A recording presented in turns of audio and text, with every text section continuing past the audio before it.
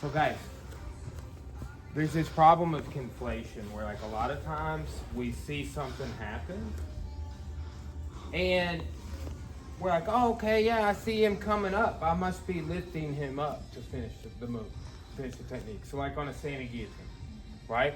So watch what happens when I lift on a standing guillotine here. I'm out of room. And he was just kind of coming up with it. Okay? So it's no good. First off, if all he can do is come up on his tippy toes, right? He can also like throw an arm up and get over to the side. Go ahead and lift me.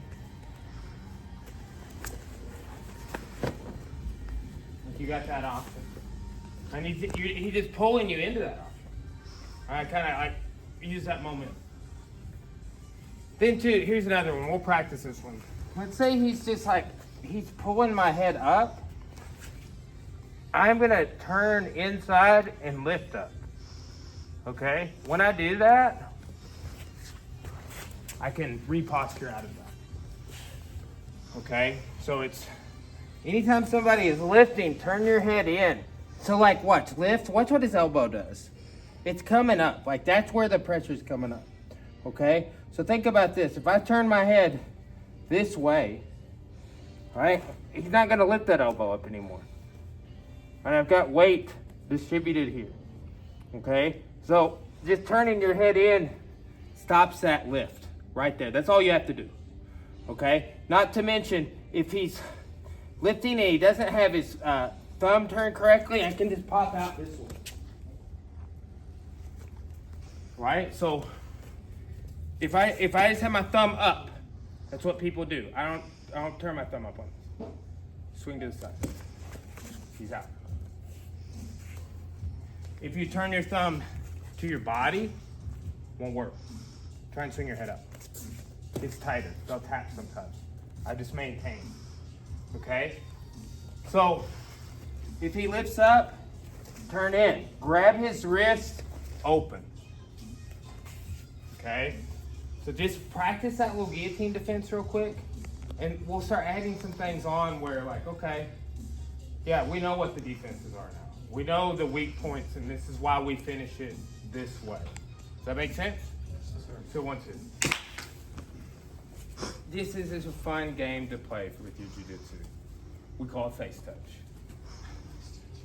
It's the test. It's the test on everything, right? Is your jiu-jitsu sport, or is it street, or is it both? I want mine to be both, right? Because there's just certain things I do that will work in both applications. And competitors, you can take it. It's not like that on every technique, right? But they're like, that's what people call the fundamentals. Like they work in either set, right? And then you just have to choose, like, oh, well, I don't want to do this because it's concrete, right? Like, might just throw you down there and not join you, okay?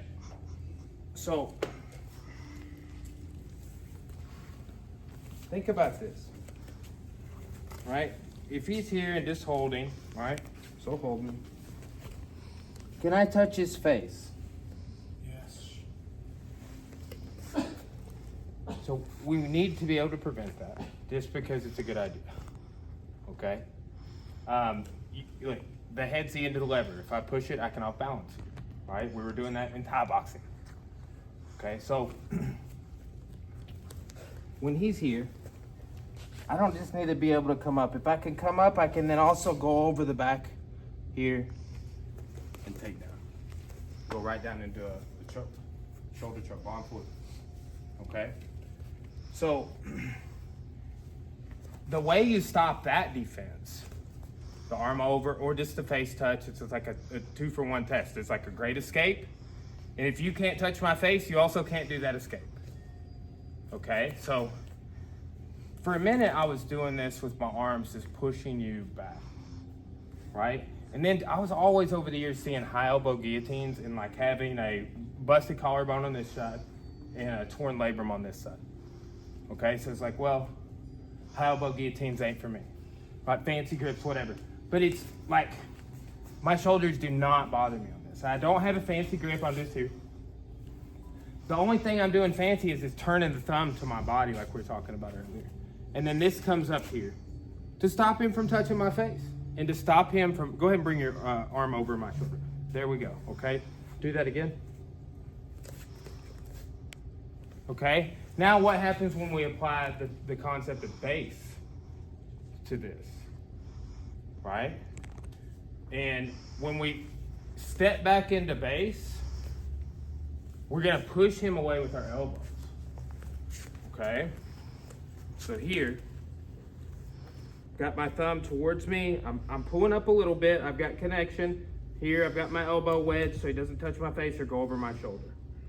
Stepping back into base here and pushing him away. Just like that. Okay? Here's my stance when I started. I'm just stepping back here. Okay? Pushing with the elbows, right? And that's engaging my lats. So it's a strong positioning and structure for my body. Okay? It's base. So here. Got to get your thumb towards your body. If it's up, all he has to do is swing out to the side. Okay? Now you can recognize that.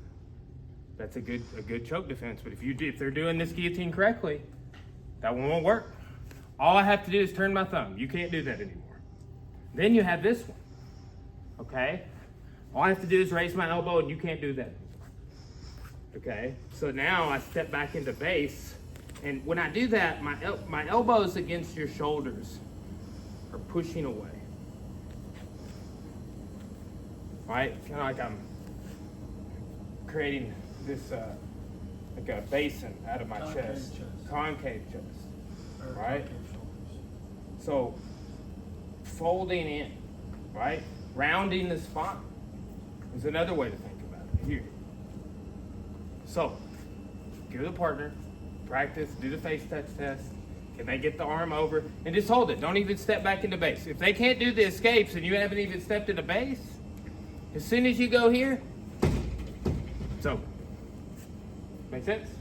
What's a picture outside of a seafood restaurant in Redondo Beach of Jack Hoffer and Chris Burns doing this with each other? Like when you're waiting for your your number to be called, you do jiu-jitsu out on the sidewalk in front of the restaurant. All right, that's what we were doing. But classic. I teach this move to children. This technique. Okay. I told a little bit of the history on it. So like, and Andy happened to be here. But I was like, hey, Andy and I started training in the same wave. It was like a blip in martial arts history, and that was when Royce Gracie fought. That was a blip. UFC 1. And then there's a blip with the Ultimate Fighter and Spike TV. And then if you extrapolate that further, Fox, when they got the Fox deal. Now every morning when you wake up, they are on ESPN. Right? That's how long it's came since I've been involved. Like Randy's brother, so he started around the same time as me. So it's like, that was the little explosion of martial arts at that time. Right? When the Ultimate Fighter season 1, I believe it was, one of the first early seasons, there was Jason Von Flue, right? And this is funny, this became this is a Von Flue choke I'm about to show. With this wave, they're like, we're gonna name this after this dude, for whatever reason. Like a lot of people, I learned it, there's a Von Flue choke. It became such a culturally known thing that one time I was at some fights with Motley. Motley will still text me out of the blue and joke about this. Cora's joking with the kids about it the other day. Some drunk fan at the Metroplex at an MMA show is like, Von Flue! Like straight up like a South Park episode. And I was joking too, like, you go to a UFC, there's 2 or 3 of those people in every section. It's crazy. So, anyway, it's a big part of our culture. And a lot of times you see techniques that are named after individuals. I kind of like it. It helps some people remember. A lot of times when I go learn something, and if it's this long in the game and I've never seen it before, I'm definitely calling it the sour sweep or the Pedrinho sweep or something that, it's like, yeah, I learned it from that guy. It's a black belt, right? So, Von Flue choke, it's a shoulder choke. It's a counter to the guillotine choke in the guard. it requires proper distribution of weight. So he sets up and grabs my head for the guillotine. I need to time this and go over. This is earlier phase before he gets his hands together, okay? And look, he may get his hands together, right? Yeah, scoot back. I just need to follow him down. When he's going down, you go down too. Here. My weight's right in the middle, and I'm going to start leaning with it a little bit. There's the finish in the guard. Sit up again. When he goes back, I just crawl forward. Walk up, and drop that weight. And guess what? Let's say you suck at it because you've never seen it before, and guess what? You know, when you're a color belt, you don't have sensitivity. It's the mysterious thing all the black belts talk about when you ask why your choke sucks. You just sensitivity, bro. You get there eventually, one day. All right? If you don't get there in guard, try and pass to the side control. Go again. You know, close your guard back. Yeah, but let's say I couldn't get it, you know, even though I'm choosing not to get it. Push. Now, I'll get it here in this side. Sometimes I'll get it like when my hips are just shifted over him, I got a paper cutter choke it that same way today. Just like putting the weight over it that way. Okay? But sometimes I'll turn down to side control, put me deep in quick.